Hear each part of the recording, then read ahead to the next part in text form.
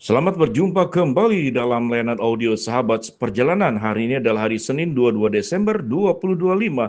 Tema renungan saat teduh kita dengan judul Hawa Nafsu yang Membunuh. Firman Tuhan terambil dari Matius 2 ayat 16 sampai dengan ke-18. Ketika Herodes tahu bahwa ia telah diperdaya oleh orang-orang Majus itu, ia sangat marah, lalu menyuruh membunuh semua anak di Betlehem dan sekitarnya, yaitu anak-anak yang berumur 2 tahun ke bawah, sesuai dengan waktu yang telah diketahuinya dari orang-orang Majus itu. Dengan demikian genaplah firman yang disampaikan oleh Nabi Yeremia. Terdengar suara di Rama tangis dan ratap yang amat sedih. Rahel menangisi anak-anaknya dan ia tidak mau dihibur sebab mereka tidak ada lagi. Mari kita berdoa. Bapa yang di dalam surga, hawa nafsu itu bisa membunuh siapapun yang dianggap menghalanginya. Kami ingin belajar dari keburukan Herodes untuk tidak terjadi dalam hidup kami. Dalam nama Tuhan Yesus kami berdoa, amin. Shalom sahabat perjalanan yang dikasihi Tuhan. Keinginan niat membunuh anak-anak yang di bawah 2 tahun atau anak-anak yang tidak bersalah. Sementara hukum saja kalau kita belajar, mereka yang belum mendapatkan usia tertentu, mereka tidak bisa dihukum untuk hukuman orang dewasa. Mereka mengalami yang disebutnya itu bukan hukuman tatkala melakukan pelanggaran, tapi pembinaan. Bagi orang yang sudah lewat di usianya, yang dianggap sebagai orang dewasa, dia akan menghadapi hukuman sebagai orang dewasa. Tetapi anak-anak, bayangkan, setelah orang Majus diberikan sebuah penglihatan oleh malaikat Tuhan, jangan kembali ke jalan yang sama, karena Herodes itu akan kemudian punya niat yang jahat. Dan hal itu dalam rangka supaya salah satu dari anak yang di bawah 2 tahun itu ada Yesus di dalamnya. Bayangkan, dibunuh anak-anak semua yang di bawah 2 tahun. Ini seperti sebuah pepatah, dalam rangka mencari satu ekor tikus, maka dibakar seluruh rumahnya. Tentu Yesus bukan tikus. Yang tikus adalah Herodes itu sendiri. Yang tikus, kalau tikus dianggap sebagai kotoran yang harus dibasmi sebagai dosa, keburukan, adalah kita semua.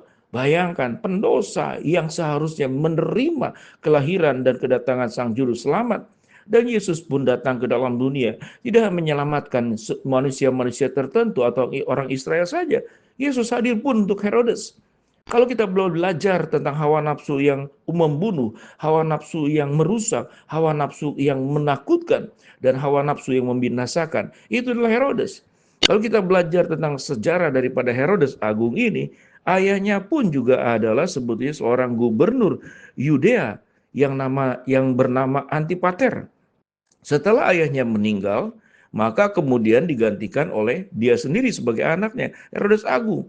Dan kemudian dia menyebarkan kekuasaannya semakin berkembang. Dan tidak hanya di bagian di daerah Yehuda sendiri, tapi dia menyebar ke Galilea, ke Perea. Dan dia berjuang bagaimana memperluas kekuasaannya. Dan setiap orang yang tidak sama dengan pemikirannya, berbeda pandangan dengan dirinya, maka dia bisa dibunuh oleh Herodes Agung ini. Sejarah mencatat dia membunuh istrinya sendiri yang bernama Mariamne. Dan dia membunuh anaknya sendiri, 3 anaknya, yaitu Antipater, Alexander, dan Aristobulus. Herodes Agung dianggap sebagai orang yang religius kepada imannya, yang menyembah dewa-dewanya. Dia membangun berbagai macam kota-kota pun dengan baik, tetapi membangun semuanya, memperluas katakanlah wilayahnya semata-mata untuk berpusat kepada dirinya sendiri. Sungguh menakutkan ada orang yang punya hawa nafsu untuk membunuh. Nah, kalau kita belajar apa yang menyebabkan hawa nafsu itu membunuh, yang pertama ada kesempatan, ada kekuasaan, tatkala dirinya itu tidak tersentuh oleh hukum yang lain, dan di dalam dirinya tidak ada lagi yang bisa ditakutkan, yang jelas orang lain semuanya takut kepada dia. Maka manusia punya kecenderungan dengan kekuasaan yang ada, dengan kekayaan yang ada, dengan pengaruh yang ada, dan tidak ada lagi pimpinan yang di atasnya lagi. Dia bisa bertindak sewenang-wenang. Setiap ucapan, setiap tunjuknya, setiap jarinya bisa memerintahkan segala sesuatu kepada bawahannya. Dan mereka tidak boleh menolak, mereka harus menjalankan segala sesuatunya. Sehingga kalau kita berbicara kekuasaan tatkala berada di tangan yang salah, kekayaan tatkala berada di tangan yang salah, pengaruh tatkala berada di tangan yang salah, popularitas tatkala berada di tangan yang salah, maka bisa dipakai untuk memuaskan hawa nafsu dirinya sendiri. Kita sudah belajar dalam sejarah dunia, tidak hanya berbicara tentang Herodes Agung.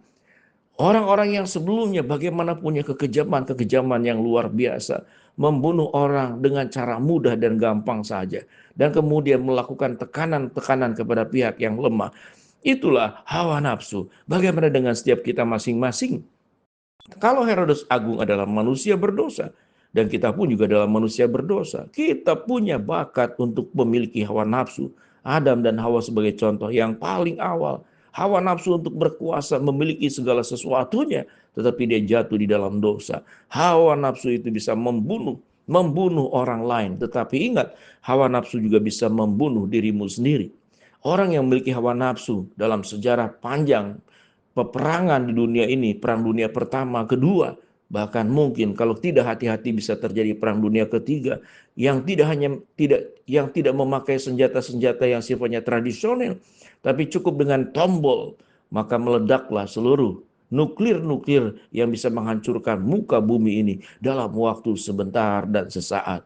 Hawa nafsu adalah sesuatu yang sangat menakutkan.